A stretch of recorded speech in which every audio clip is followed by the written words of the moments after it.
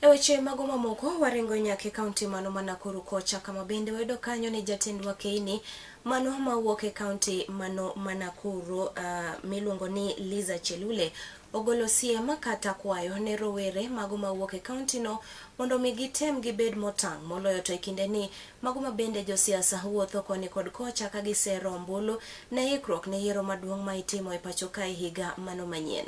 Liza wacho ni rowere owinjore obed motang' wera ni inyalo ti kodgi e yono ma ok ni kare kod josiasa go mar mondo mi gisia tulo.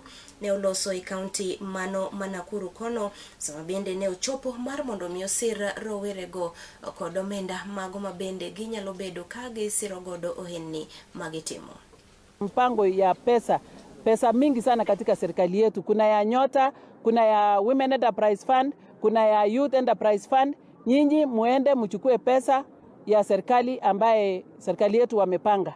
Vijana wakipatiwa fedha kama hii, hakuna siku utamuona kwa barabara, hakuna siku utaona akitupa mawe, hakuna siku utaona akipiga mzazi. Tumekuwa tukifanya kazi ya kuweka nyuki, that is the beekeeping na apiculture.